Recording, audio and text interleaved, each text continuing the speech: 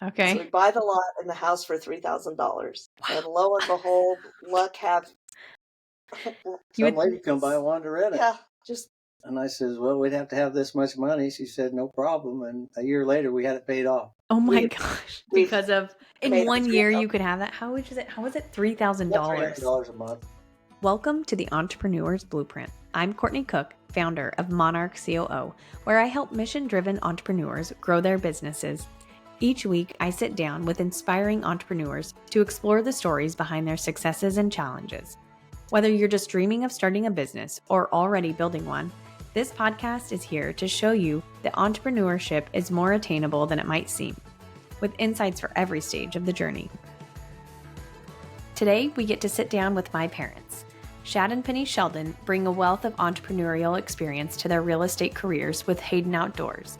Penny, a retired postmaster with 28 successful years at the United States Postal Service, has also managed multiple businesses, including her family's hunting lodge, Shap's Beaver Creek Ranch, a liquor store, and her own sign painting and graphic arts business. Shad, a retired electrician, spent 28 years building and operating his own electrical company, while also farming and managing real estate, including Shap's Beaver Creek Ranch. Their diverse backgrounds, combined with their passion for the outdoors, gives them the expertise to help clients find income-generating properties and create thriving wildlife habitats. Now based near Baldwin City, Kansas, they continue to operate their own farming and rental property ventures while sharing their extensive knowledge with clients. Let's dive into today's conversation and see what it takes to build a business. Hey guys, I'm having my parents on the podcast today. This is crazy. Dad, I remember when I told you I was starting a podcast and you jokingly was like, hey, are you going to have me on it? And I said, well, yeah. And you busted out laughing because I think you thought you were joking and I wasn't actually going to have you on my podcast, but it was 100% my full intention. And so here we are. And next time you'll also think twice if you want to joke with me. And I'm serious.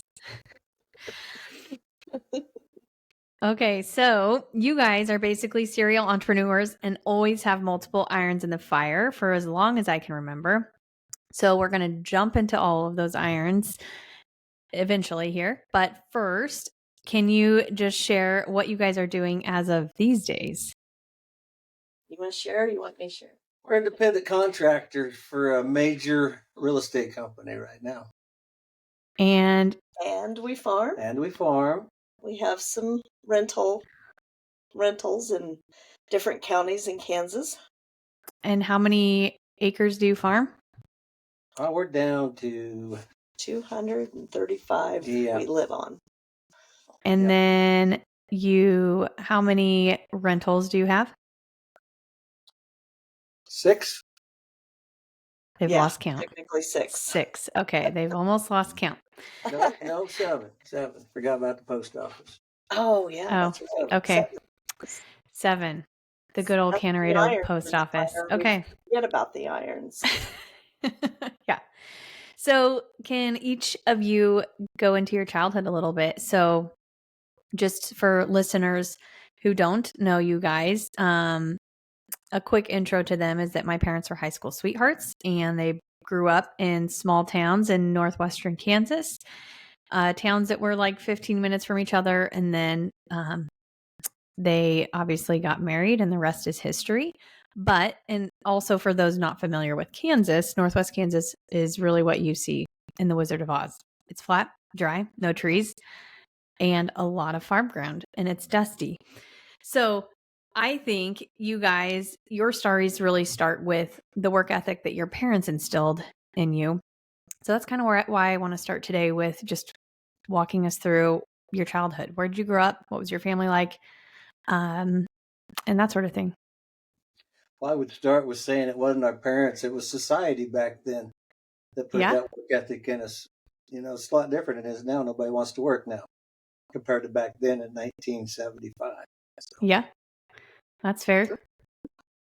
Are you going to give a little bit of your background? So what did your parents do?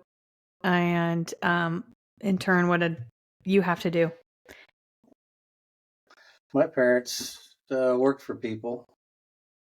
One worked for the government, and the other one managed a filling station. And did they farm at all or no? No, my granddad did. Got it.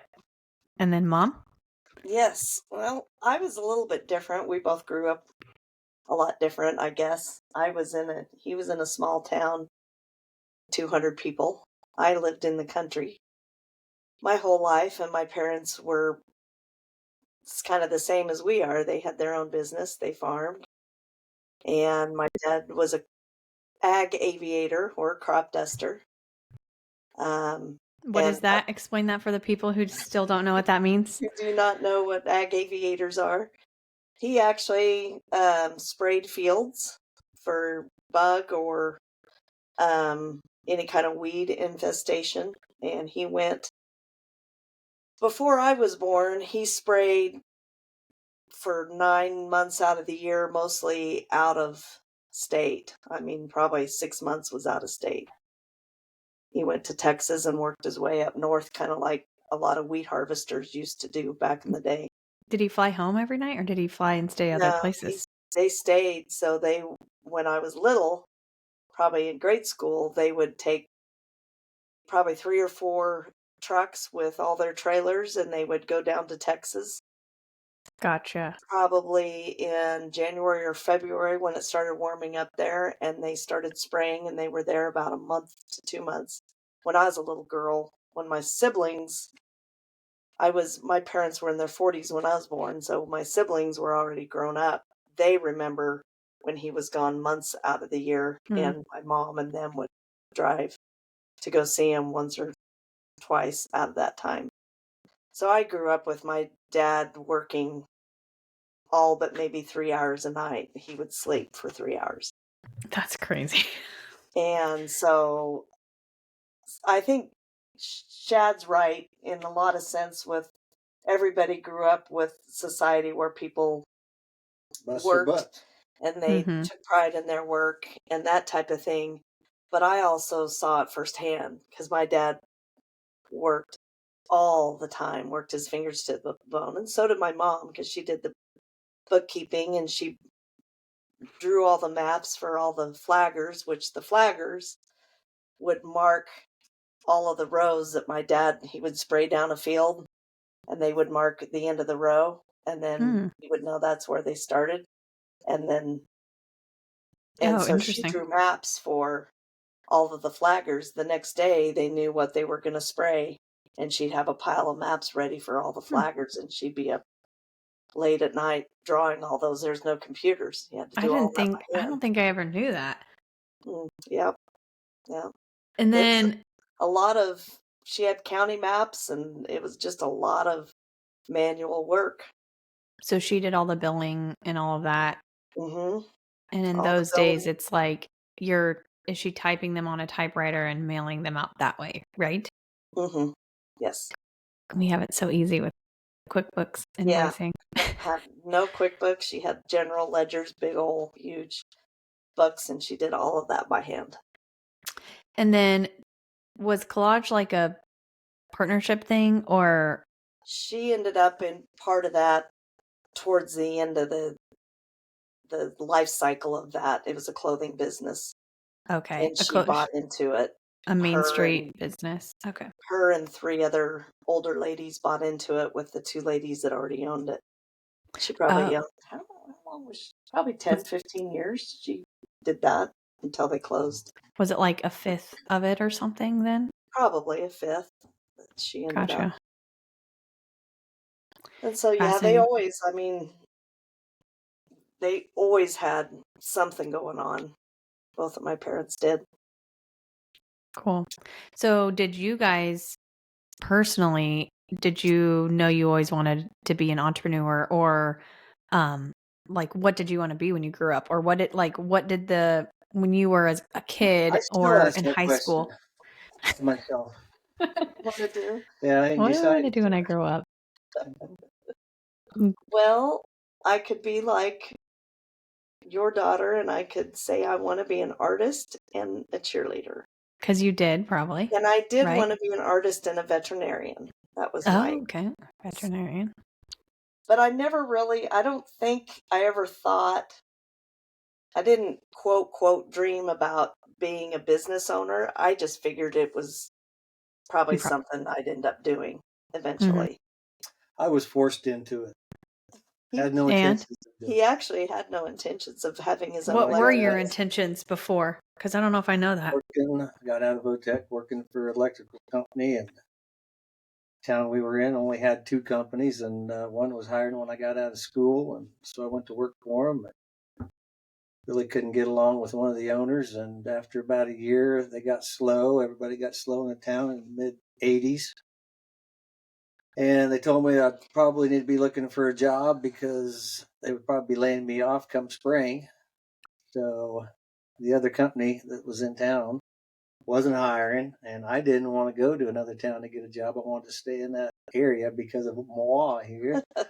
And so I said, you know what? I'll just start my own business, and the rest is history. So were you, if they were slow, were you slow to get started, or like what was the beginning like? Oh yeah, very slow.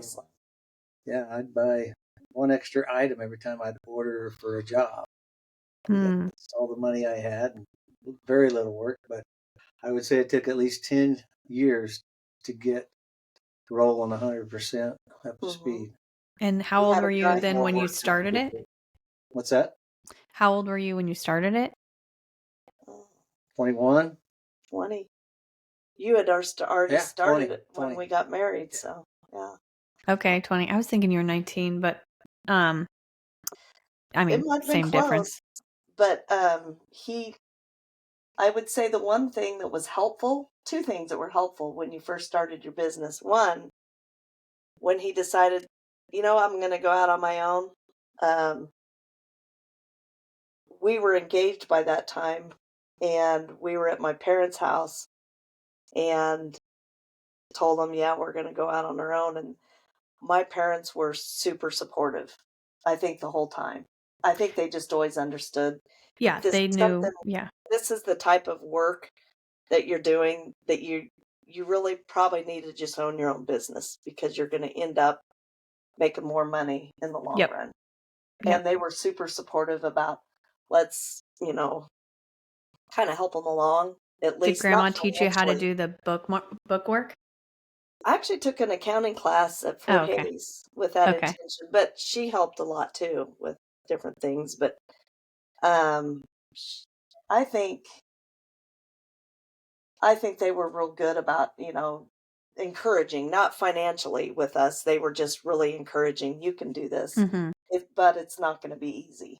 Yeah, but it'll be worth it. Yeah, definitely was not. But I think you kind of always wanted a farm, didn't you? Yeah. Yeah. I didn't have the opportunity. Yeah. Because your parents didn't have land, but and it wasn't enough to support, to like make him farmers all the way through high school. Gotcha. Yeah. Gotcha. So then when you said you started the business about 20, and it took about 10 years before you were finally busy to a point where you're like, I can't ever be caught up. Yep. Yep. Where we needed to hire somebody at least part-time. And it was like that for another 20 years after that then. Okay, so you didn't hire anyone until you were 30 years old. Oh no. Probably. Gosh. Well, you had your surgery when you were 30, so about 28? 27, 28, I was starting to have to hire people. So. Okay, to help you out. Fortunately for Goodland, they have a technical college there. Mm-hmm. And so that's who Dad hired, was kids from Votech. Yeah. They get to learn the trade while they're in school. Yeah. If you were further away, it would have been a lot harder to find someone in Votech that's probably cheaper than somebody that's already out of school to be able to help you. Right. That Most was of the time they went to the city because there's, it's work there. Yeah. Gotcha. Okay. So walk me through a brief timeline of your business, starting from Dad's electrical business So we've already talked about that, right, at 20. Mm-hmm. But then as time went on, you guys started dabbling in other things, not necessarily dabbling, you went all in. But like walk me through those timelines of what you did and how long each of those things lasted. Like what came first? You bought the liquor store, or I can't remember. Oh no, your sign. We actually 2021. We had a rental before, or at about the same time. But we were discussing this last night. We actually had a rental about the time Dad started his electrical business. And how did you get that? It was a lot with a little tiny livable house, but it wasn't nice by any means, right beside our house in Canarado. Oh, did you buy that lot then? We bought the house and the lot. And okay. We were intending on just leaving the house alone, not doing anything with it really. And just so we wouldn't have neighbors. Because we didn't want to, it was going to be a good way of making the lot bigger, was our thought. It was cheap enough that the money that I had left from what my parents had for me for college, and it was $3,000. Okay. So we buy the lot and the house for $3,000. Wow. And lo and behold, luck have some lady come by and wanted to rent it. Yeah, and I says, well, we'd have to have this much money. She said, no problem. And a year later, we had it paid off. Oh my gosh! Because of in 1 year you could have that. How much is it? How was it? $3,000. $300 a month. Yeah, we charged her. And she actually, her brother or brother-in-law, ex-brother-in-law, was handy and said, hey, can we fix this place up? And so we would buy materials, or they would deduct it off the rent. And so how'd you get it so that had to have been cheap even at that time, right? $3,000 was a decent amount of money. Yeah. I guess because it was Canarado. $17,000 for ours, so yeah. The house we was living in. Okay. 17 or 12? Maybe it was 12. I think it was 12. Maybe 12. But it was a fourth of our house. It was, yeah. Yeah. That and $500, it sounds like then was, that's something would have been something to argue over. Right. And so that's really the first thing we kind of got into, and at the same time had the electrical. So shut that off. She's the only one who didn't listen. I did not listen. I apologize. I don't think I had that in the notes. You're fine. Okay, so you had a rental, and then, but at the same time, when did you start your sign business? Explain what your business was, Mom. And then, I didn't start as signs. I actually started off as glass etching for a commercial cabinet company in Goodland. Okay. They're no longer in business, but they did a lot of work in Goodland, custom cabinets. So you were working for them? I was a contractor for them. So okay. Okay, gotcha. They would sell cabinets, and they'd have the hutch doors that were cut out, and you could put plain glass in it. And then they would offer packages of, hey, I have an artist I know that does glass etching, and these are her designs. Sweet. So then the company or the person getting the cabinets done would contact me directly, and then they would work with me, and then I would have I'd get the glass and etch whatever they wanted on it, and then deliver it to the cabinet company. Did you have your own tools for that, or what? Okay. What happened to those? Why don't we have those anymore? They're still out in the shop somewhere. You do still have them? I don't have the etcher anymore. Well, I was using it for sandblasting out of electrical. Yeah, the heavy duty sandblaster. Yeah, I had a small one that looked like an airbrush. Oh. And it actually was aluminum oxide that it used to Interesting spit out. So then how did things turn into the other signs you were doing in town? Just evolved into the sign business kind of organically, kind of on its own. I thought, so word of mouth or what? I just started kind of like how pinstriping vehicles. Yeah, pinstriping vehicles. I just started reaching out to people, and I went to car dealerships in Atwood, Burlington. I I can't remember how far, I think Colby, gave him my card, said I do pinstriping. Do you have a vehicle? You can, I'll just charge you the cost of the stripe. Yeah. And just minimal labor, and you can see what the kind of work I do. And if you like it, you can have me come back. Oh, nice. I was back regularly in Burlington. I went to that Ford dealership for a long time. Those were the days. Pinstriping back then was hot, right? It was. It was a big thing.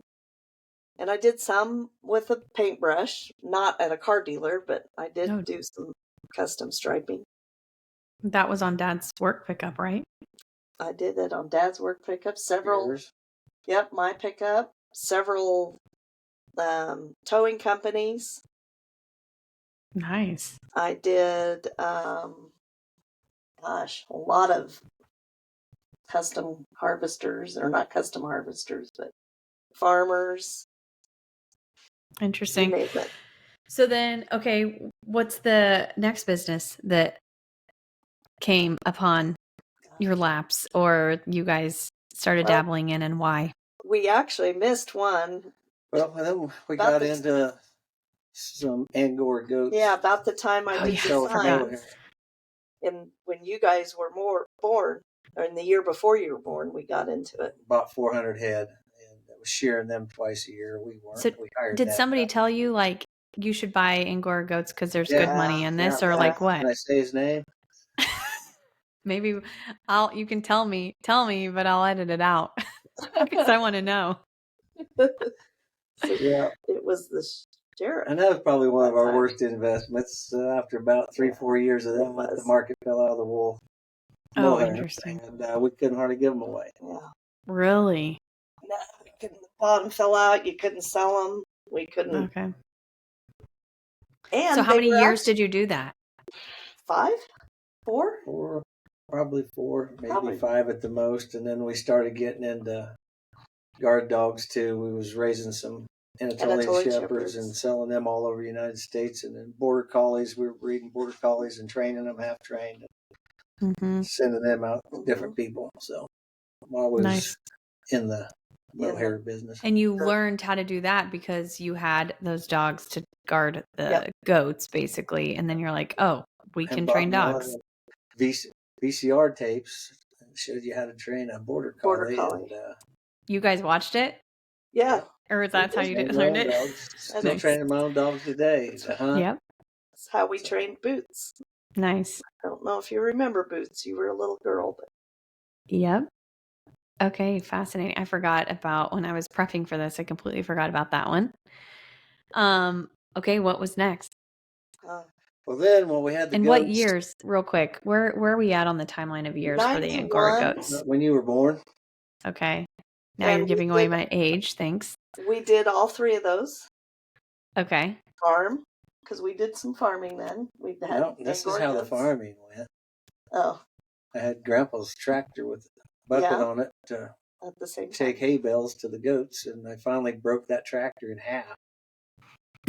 And yes, literally he did. Found a little 930 case with a hand clutch for I think about $3,000. So I went and invested in that tractor, and a friend of ours found a scoop and helped me mount it on the front of that tractor so we could keep feeding goats with that scoop tractor. And it's like, well, we got this tractor, I might as well put it to use, and maybe call Grandpa, see if I can't lease his property from him. And he had a quarter of ground, so we started leasing that and farming Grandpa's quarter of ground north of Canarino. Gotcha. Yeah. That was, so you did the farming, you did the sign business, you had your electrical and the goats all at the same time? Yep. It's crazy. Okay. Yes. And then we'd find some equipment as far as sweeps or discs. At auctions. At auctions, and buy them for a little bit of nothing, and maybe put some new bearings in them and get them fixed up, and instead of buying new and taking them out, working the deals with it. Nice. So then you got rid of the goats, or you gave them away. You probably paid to get rid of them. Qualified probably for a lot of state assistance, or would have if we would have. Our tax returns looked pretty red at that time. Nice. Well, and then what happened after that? You still had the electrical business and the sign business, I assume, and you were farming. Yep.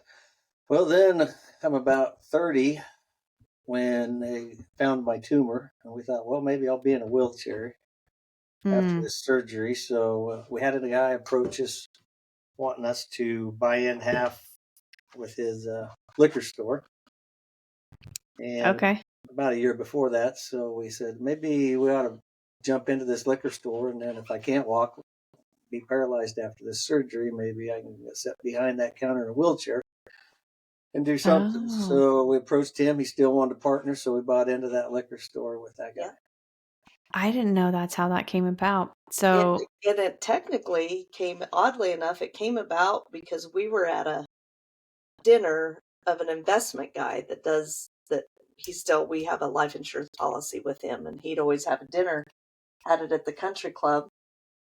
And the liquor store owner at that time approached us while we were at this dinner. He overheard all this dinner going on, and he approached Shad and said, if you want something to invest in, why don't you invest in a liquor store? Yeah. And then, like he said, 6 months down the road, we approached him again and said, this might be something we want to do. And we caught a break and told him, I don't know if we're in the place to borrow any money. How much you're going to want? He said, well, just the cost of the inventory, half of it, that's it. An asset he come sale up with kind a of figure, and he said, how about I cover and you just pay me back when you can, no interest. Wow. So I was like, okay, can't beat this deal. No. So I think within 2 years, we probably had him paid off. Yeah, we've had him paid in 2 years. And it was half on his liquor store. Then we decided, you know what? You learned you weren't going to be paralyzed, right? Yeah. We weren't going to be paralyzed. Yeah, that didn't happen. So and during that same period of time, by this time, the electrical business is doing well. Yeah. I'm pretty much phased out of my sign business, and I go to work for the government, and so I have a regular paycheck. Probably the first time in our whole marriage. Because we had twins and really needed. So you ended the sign business because you're like, this doesn't make enough money. I have twins coming. I need health insurance. And is that what? That was the start of the Postal Service? Signs up until you guys were about 2 or 3 years old. Yeah, she kept doing that on the side. But it was a side hustle. Yeah, it wasn't what you were spending. And then so did the post office. And so by this time we're saving money, putting money back into the business, and not having to just constantly be on a borrowing cycle with the bank. Yep. And then that liquor store comes up, and during this time, the guy that owns the building that the liquor store was in. Well, was it about 5 years we had it with Ernie, and then he wanted bought out? Yeah, he wanted bought out, and we knew that the rent in this building was going to go up quite a bit because the guy that was our partner with the liquor store was good friends with the guy that owned the building. And so the rent was pretty inexpensive. So we approached the guy that owned the building and said, hey, would you want to sell the building to us? And it was a little strip mall. It had 3 businesses. 3. Yeah. So the whole thing. The whole thing. You want to sell us the whole building. He gives us a price, and we go to the bank. The bank says 2 thumbs up, go ahead and do it. But we got scared, and we're like, that's a lot of money. So we go back to the guy that was selling the building, knowing he was, he did want to sell it. He was pretty motivated. But we're like, bank said no. Kind of a little white lie, but we said bank said no. So, because we just didn't want to bite that much money off. And then 6 months later, he approaches us again and said, hey, would you take this? And it was less. Nice. And I think you had even mentioned to him, the bank said no, but the bank said yes if you wanted to do it like $50,000 less. Yeah. And okay. And then he approaches us 6 months later and says, is that offer still good? And we're like, yeah. As long as the banks agree. As long as the banks agree. You go back to the bank, and the bank's like, well, we agreed for more. So, okay. So then we buy that, and that was probably Was the it most still, were you guys still nervous? Like, very, Oh, yeah. very. That was the most nervous I ever probably was Yeah, in an because if investment. we lost one tenant, we were It was going to be hurt. was it going to be hard to make the mortgage? Yes. Yeah, we had one tenant paying half the taxes plus a major part of the rent, which was making the payment. Which was making the mortgage. And Yep. we didn't have a whole lot of money to. So you went and shopped at that place a lot. Say and what? got food. We kept that place open. Yeah, we did. You went and ate from there. Because that was nerve-wracking, I felt like. And finally we were getting, but we felt like if the one business was ever going to leave, we would be in dire straits, I felt like. And we then got you'd have to find a new tenant. Things got a little better because the middle store was never open. First year or two we owned that business or owned that building. So we got someone in there. Got someone in there. So. And then it was actually a business that brought more clientele to our liquor store. Yeah. Oh, yep. I bet it did. And didn't even think about that back then because I shouldn't be. Yeah. Well, it brought more people into us. Nice. Because of their clientele. And so it worked out well, but it was. And then what ended up happening? How many years did you have that? And what made you sell that? 5 more years. And I just got tired of trying to find help that wanted to work. It was Here we go about this part. Yeah, it was a struggle. So yeah, we had people wanted the summer off and then their job back in the wintertime so they could go to the lake all summer long. It's like, see ya. Didn't want to work weekends. And they'd call in sick. We'd have to run in on a Saturday evening when we already had plans and take over for them. It just got to be a pain. So you would be in the liquor store at 6 a.m. because you always counted the drawer down and got it ready for the person going in the morning. So every morning. Yeah. When it and was then open. do electrical work all day long and then go get on a tractor because by that time we had a place, we had another 100 acres from your mom that we was farming and leasing around from our her. house that we lived. So it was either up North Canterbury farming or on that piece of farming after 5 o'clock at night. And we did that for probably 5-10 years. Yeah, 5-10 years. Or 5 years with the liquor store at least. We were ready to get rid of the liquor store, and there's a guy lo and behold, a guy walks in one day and says, I want to buy this strip mall you got. I want to buy your building. And I said, well, it ain't for sale, but I said, this liquor store. And if you buy this liquor store, we'll sell the building. Probably sell the building. And he's like, oh man, I've always wanted to own a liquor store. Well, today's your lucky day. Oh my gosh, that's bizarre. This is that's crazy. I don't know. That was dumb luck. It really was dumb luck. So anyways, dumb luck.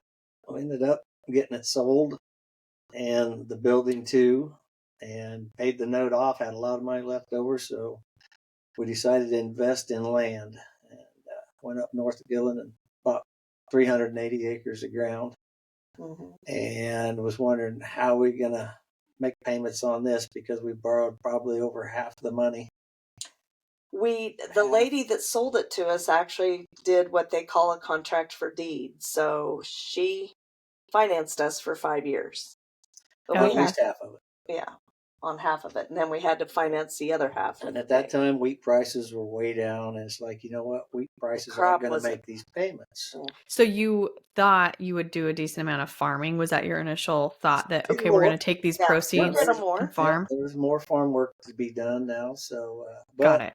You know, not just, we weren't planning on the other two pieces paying for this. I just want what we are initially buying to pay for itself, or, you know, I don't want to grab out of the other till to get payments done on this. I want this to pay for itself. So the only way to do that, to make it self-sustaining, was to turn it into a hunt lodge because there was great hunting on it. And so we put a little cabin in. We got the electricity and the plumbing and all that. I done it myself. And we got it filter strip put in along the creek bottom. We did a lot of conservation work to make it even better hunting. Filter strips are just conservation. It's basically CRP ground or grass and feed for wildlife, and through the government, it's to help with erosion and flooding and that type of thing. So then we started doing 3 deer hunts and 3 turkey hunts, and it had prairie dogs on it, and doing prairie dog hunts. And between her dad's ground that he still had, we had plenty of pheasant hunting to do too, so we did pheasant hunts as well.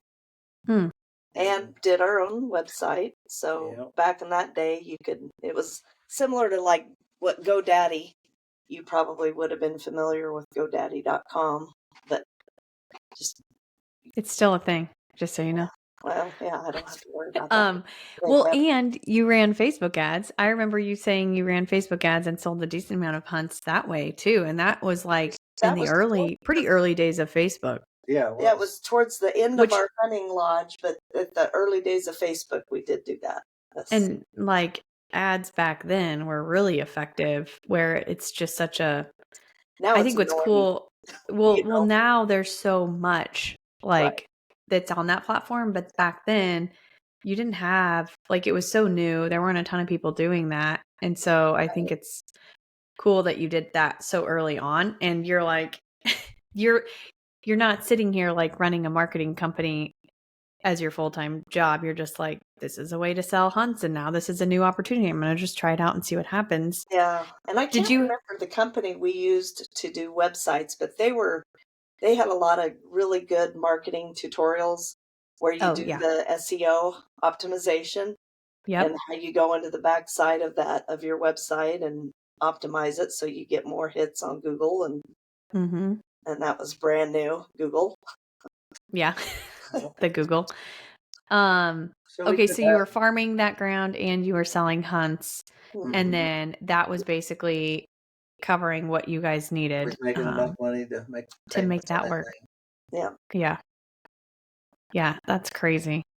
And then we got to where, the electrical business was really just way booming. So by that time, we were able to pay down a lot of debt. That's what we really focused on really hard. Just pay when down it was booming. Yeah. By the time we had that 8 years, we finally got it paid off. Yeah. And the trees were starting to die out there. It wasn't looking good. We had drought was coming on. Because of drought. And we could see a lot of the old trees were going to start dying off, and it's like, this place is going to look ugly if these ever die off. So, you know what? Maybe we ought to sell it. And we thought about that for a year, maybe 2. Yeah. And then guess what? We got these kids that went to college and stuff, and they weren't coming back home. And one met the one. It's like, one was just not coming back. He was gone as quickly as he could be. Yeah, he didn't like cold weather. And I was starting to get burnt out. I was on like my 28th year doing electrical work, and we had more work. We was turning it down than was doing in a year. I mean, well, and backing up to the hunting property though, how many years had you been doing the hunts? Because that also would take your weekend time a lot. 8. We guided and semi-guided, so 8 years. Yeah, and during the week. I think you did that during the week too. It wasn't just you. Most people came on weekends, but it would be like probably a long weekend during the week because you only had 12 days. Okay. Yeah, for rifle season we had 8 years of that. Gentlemen, 8 years of that we did. Crazy. Yeah, I remember one client, she didn't like that we didn't have a sheet on the bed, just covers. So at 9:30 at night, she calls me, and we had to run up to the cabin we put up there and bring her sheets so she could put them on the bed. Wait, why didn't? Oh, so you were like full on camping because it was the table turned into a bed, and you were. They stayed there in that little cabin while they hunted. Kind of your guys' style, yeah. Here's some blankets. She wanted a sheet. Didn't like our blankets. Yeah. Okay, so then you were like, okay, kids are growing. What year? You stopped doing hunts before you sold the ground. I'm assuming because it was paid off, basically. The last year when you were in college by that time, that was the year we went under contract with it. We didn't do hunts. We didn't feel like we had to financially. Financially we didn't have to. And at that time we was really wanting to cater to the young kids that didn't have the opportunity to go hunting.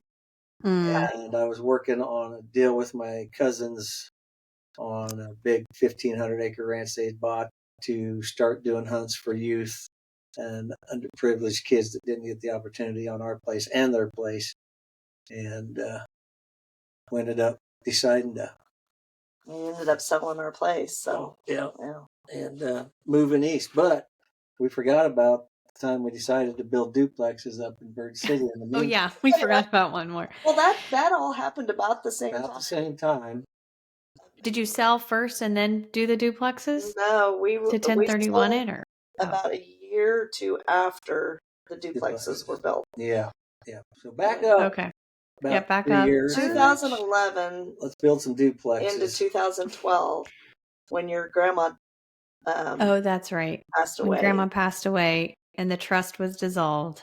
And we, for me anyway, said the duplexes was inheritance money, or mostly. We did borrow some money for it, but my feeling on that was Grandma, as you know, struggled finding really nice housing on one level, safe for an elderly person, but yet you have a big kitchen, you have a big living room, so you can still entertain. And so a way to downsize in northwestern Kansas, when you've been out in the country on a farm for years and years. Right. You can move off the farm, you can still have your big family gathering, but yet everything's on one level. And open concept. We built those. Your dad here wired them. That was one of his projects. Big projects. Didn't really make you money right away, but eventually would. Eventually it did. Really well. We still have a waiting list with it. Yeah, that's crazy. So now you've had that. That's probably been one of your longest investments. Yeah. At this point. Our son's daughter decided to go to college, and we went down to Austin, Texas. I said our son and daughter. Oh, and daughter. Yeah. Oh. You got to listen. Went down to Austin, and buying a condo down there was cheaper than making rent payments while he was going to college. So we bought a condo, went and borrowed the money, which was like pulling teeth. Because that was 2008/9, where the market, everybody was foreclosing on their. We bought a foreclosure, and so we got that bought, and payments on that was half of what rent was. Rent was crazy down in that area, and we kind of did the same thing in Lawrence, Kansas. So, but a few years later, yeah. And part of that was inheritance too, right? That was, that was. That you're able to reinvest. Yeah, we did that at the same time as the duplexes. And we still own that too. So then you sold the electrical business? Or no, you just basically closed up shop? Just closed up shop. He had an opportunity to sell it, but it didn't pan out. We needed to sell 2 businesses. A friend of mine had a business too, and the guy wanted to buy them both, and my friend wouldn't sell his business at the time. Yeah. Otherwise, we would have had them both sold. Yeah. And then did you buy one without the other?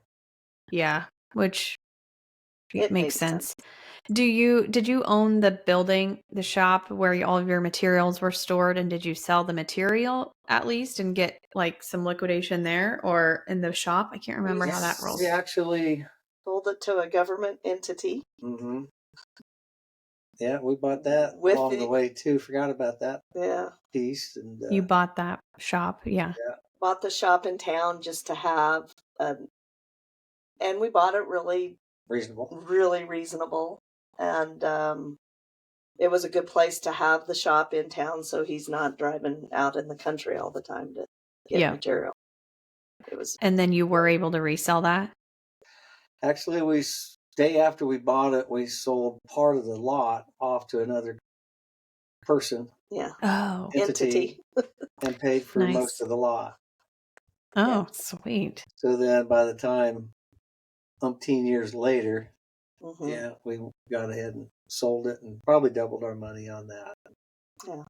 So do you feel like, when I listen to your story, so many random pieces fell into place. It It did. kind of the right time. It was kind of a God thing, it feels like, because like, how can you orchestrate it? But do you also I feel like when I listen back though, some of it's like relationships and the connections you had, because like, how did you like right away have somebody that could take some of that lot and rent from you essentially? And like the liquor store, somebody must trust you to be able to like walk in and say, I'll buy this liquor store from you, you know? Just knowing the amount of people we knew from working with everybody in the area in the community. And I think the guy that owned it did not want to sell it to them. They tried buying pieces of it from him and he wouldn't sell it. And once they found out I bought it, they come running to me and said, hey, this is what we're wanting, not asking for much. Yeah. We'll give you this for it. And I'm like, sold. I don't really need all that room. We didn't want to have to spray weeds or try to mow any weed. It was less ground for us to take care of. We didn't need that much. Didn't need that much property. We just needed the building and to be able to drive around the building. And and have your stuff. Yeah. Crazy. Okay. So then you sold that and you still have the duplexes. You still have, I mean, then Cade brought, my brother bought the Austin rental from you over time. You still have you now have another one in Lawrence. So you have two in Lawrence, one or not, I guess you don't own the Austin one anymore. The duplexes, which is you thankfully don't farm a whole lot in northwestern Kansas, but you do today on your property out east. So in what year did you move? Because now it's getting fuzzy on timeline. You were closed up. It took you about a year to close your electrical business fully, but then what year did you move out east? I moved in 2013. Yeah, 2013. And then Dad was full time in 2014. Yeah. Yep. I had people wanting me to do stuff before I left and begging me to do their buildings or their shops and office buildings. And just one more time before you leave. Your mom said, enough's enough. When are you going to quit? I'm like, they're never saying yes. Stop saying yes. From years of no work to all you can't end it. Yeah. And not have to bid them because they just trusted your quality of work and your work ethic. And you're going to charge them fairly. For fair prices. And they knew I'd get it done if they hired me. And just, Him and his friend, they worked not as partners, but very, very similar to what a partnership would be. Your dad had his customers. He had his customers. Any big jobs, they went together. Went together on any big jobs. And they just figured out who. So if he was called out on one of his good customers, your dad would leave the big job, and go take care of that. And that job I was on, I'd split that money with him because he was still taking my hired man and doing stuff at the job and vice versa. We did that for about 20 years and never had a glitch. Most people probably wouldn't have been able to do that. And that's hard. Very well for both of them. They just covered your dad, of course, had his medical issues in his 30s. We just got a Comfort Inn building under contract and was starting to wire it. And I was down with that spinal cord tumor and he took over and while I was laid up for months. And then and Dad billed out for him and for your dad. He billed out we could do from the house. Yeah. And then he got hurt. About 10 years later, we get a contract on Holiday Inn Express Motel, and within a month of that starting, he gets hurt on a job site and about chopped both his legs off. So he was laid up for months while he was billing out. Yep. I was running all the crews on everything. So crazy. Yeah. His jobs, my jobs. And it just all, we took care of each other for sure. Yeah. It's whatever. Yeah, that would be, not many people can go into that kind of scenario and actually be successful. And so I know both of them, both the guys would say there was challenges along the way for sure. Yeah. Probably disagreements. It all just worked out swimmingly well. I don't know. And you guys are still good friends and fish today. Yeah. Yep. It's And now crazy. you look back and you talk about some of that stuff, and it's Got just, some good stories. you laugh, they laugh and laugh and laugh and laugh You about. guys do have great stories. Yeah. Some of the best. So in the early days, this might be hard to like think, and if you don't have an answer, that's fine too. But in the early days, what was one of the most unexpected challenges in your journey as business owners? Was there anything that you're just like, wow, I did not see that coming?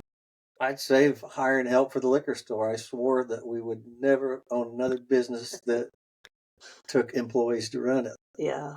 Because of that experience, Because you're of like, that this is. experience. And people And I not even paying. think it's instilled to me, like, I have fears of that because I even remember, and I was pretty young, just you guys and your reactions to like, I can't find any good help. Right. Right. I placed ads in the Denver Post, couldn't get one call, and nobody wanted to come out of Denver into Goodland. Yeah. How much were you paying? It was Didn't even talk that yet. I just wanted help. It was pay will be offered upon Commensurate. experience, Yeah, commensurate to experience or something. But yeah, I would say in my, I like young, way young, and I think back when we first started, I wish we would have had a really good accountant to start with to help us. Oh, I've heard that one a lot. We had a decent one. We had a family member helping us who worked for an accountant but I guess I will back up. I think you need to find somebody to help you with something you struggle in, or like with accounting, that you, one, trust, two, your views align with their views. Yeah. So if they're going to be really conservative, you better be conservative. I mean, you need to have a lot of the same philosophies about whether you're going to retain your own wealth or you're going to, give it away. Yeah.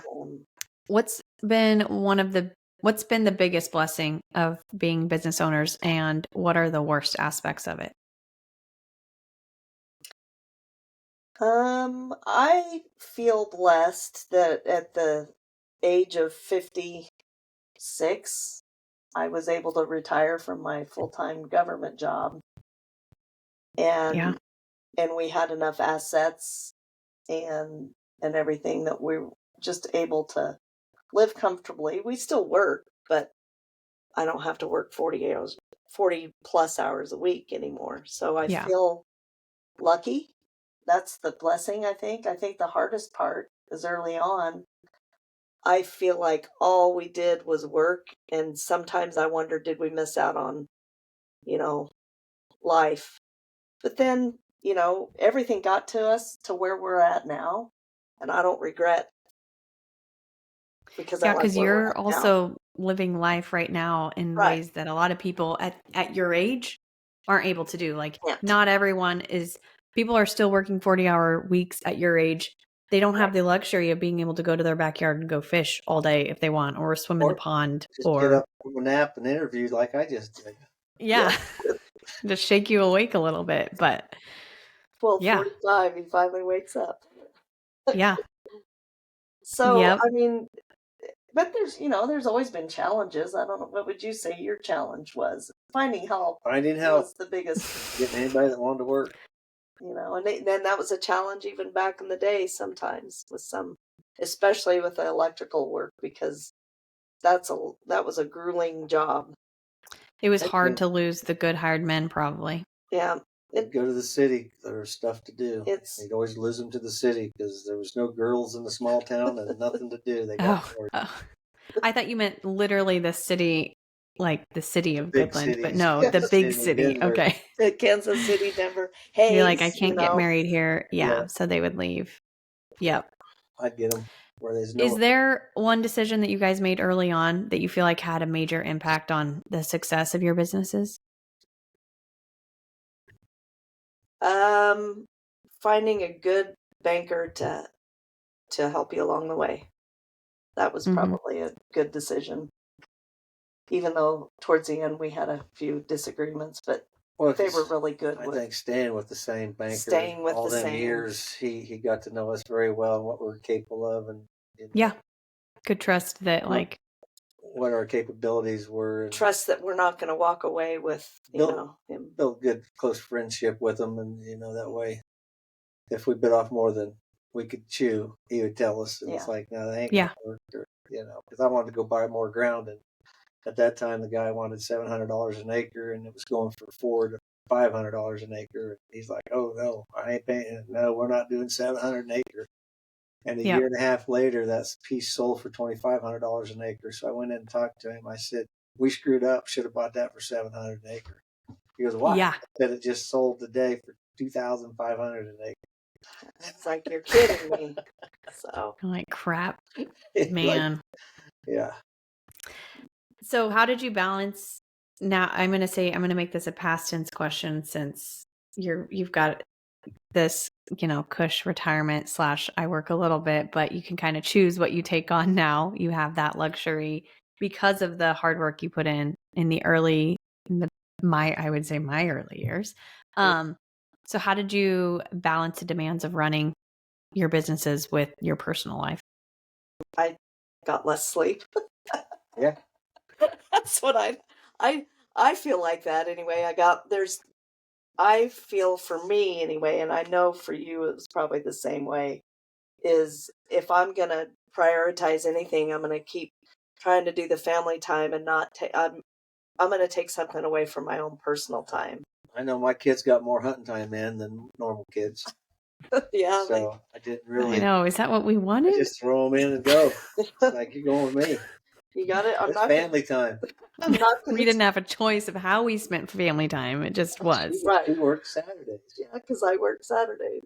Yep, at the post office. Yep. And then we got that Shaps Beaver Creek Ranch sold and invested in more land out here.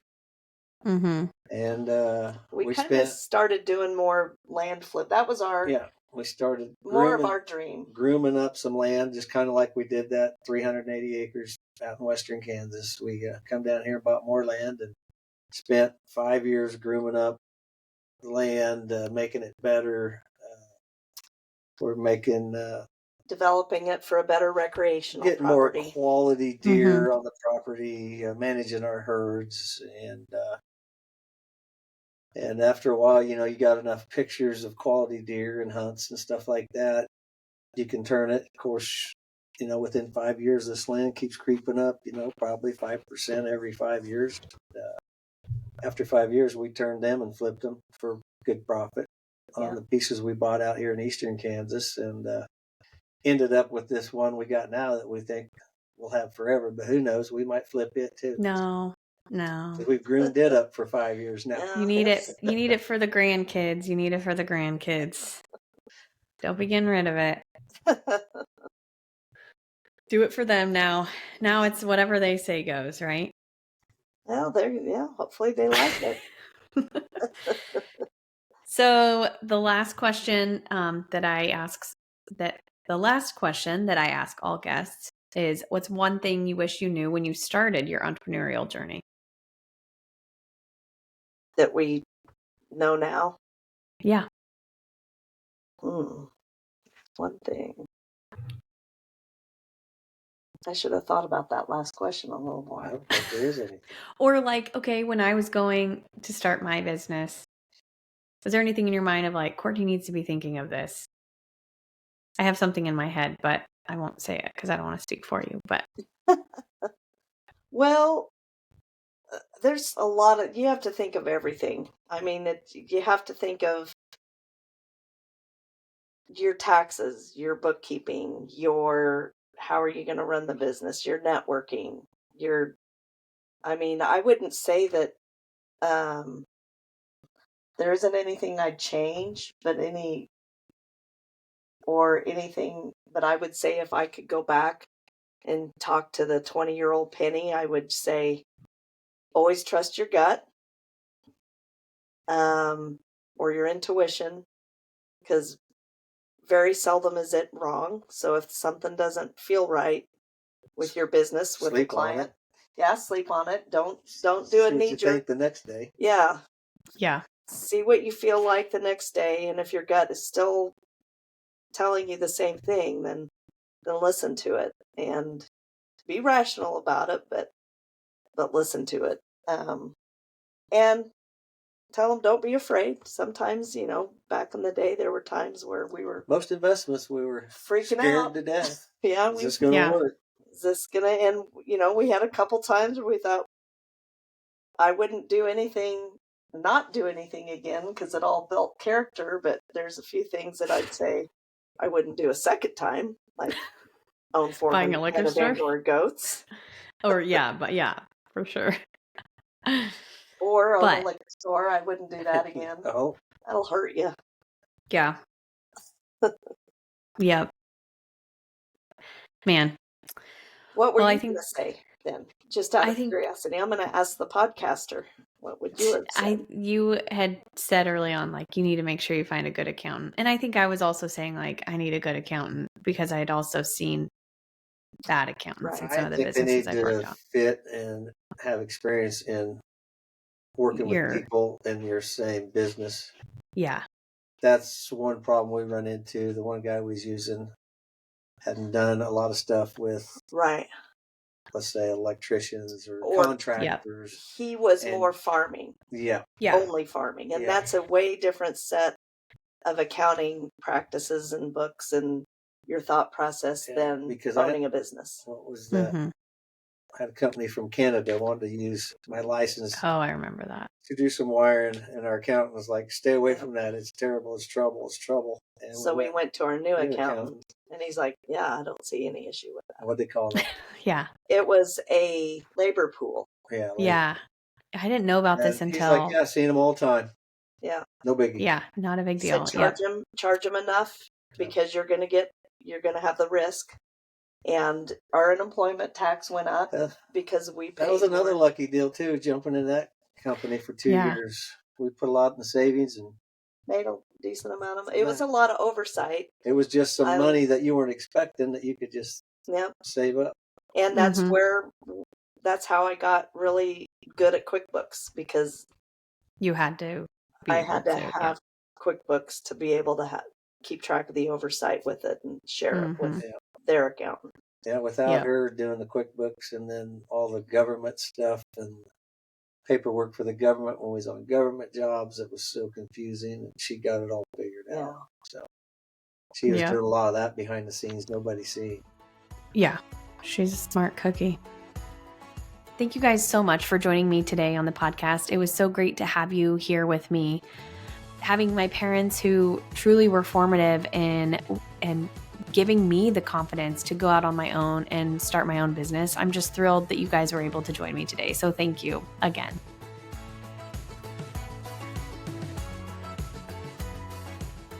Thanks for tuning in to this episode of the Entrepreneur's Blueprint. I hope you found inspiration and insights to fuel your entrepreneurial journey. If you're looking for support in building or scaling your business profitably, visit my website or send me an email to learn more about how I help mission-driven businesses become more profitable, proactive, and efficient. If you enjoyed today's episode, please take a moment to leave a review on Spotify or Apple Podcasts. It really helps other entrepreneurs discover the show, and it would mean so much to me as well. Until next time, keep building, keep dreaming, and keep going.